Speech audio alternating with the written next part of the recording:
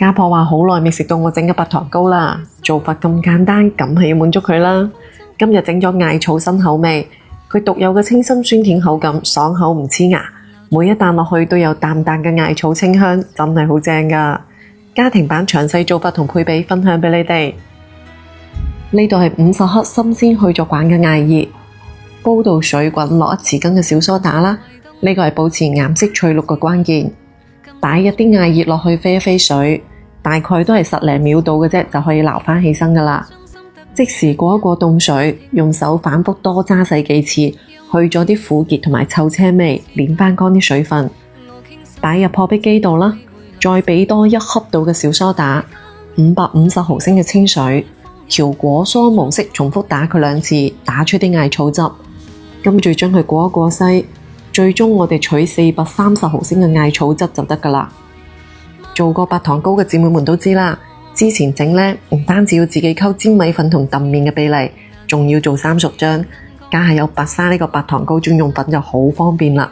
佢裏邊唔單止配好咗粉同白砂糖嘅比例，連呢包專用酵母都配埋俾你，我哋攞到手淨係需要加水就得㗎喇。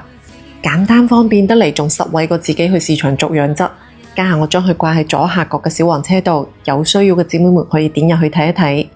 一包粉係1斤裝嘅，咁我哋就加入430毫升嘅艾草汁，倒埋一包佢配好嘅內高糖專用酵母。因為白糖糕用到咗一定嘅糖量，酵母用唔啱呢，影響發酵係會做唔成功㗎。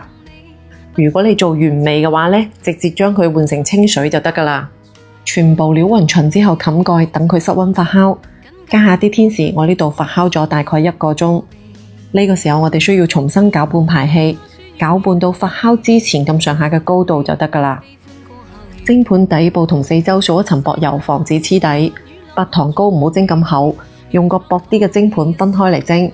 我呢度啱好蒸咗2底糕，攞高少少倒入啲粉漿，輕輕揼佢幾下，揼出中間嘅大氣泡。水滾上鑊開始計時。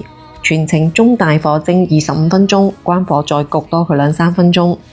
唔辣手嗰陣時可以掃一層薄油，防止表面風乾。咁樣一份超正嘅艾草白糖糕就搞掂㗎啦。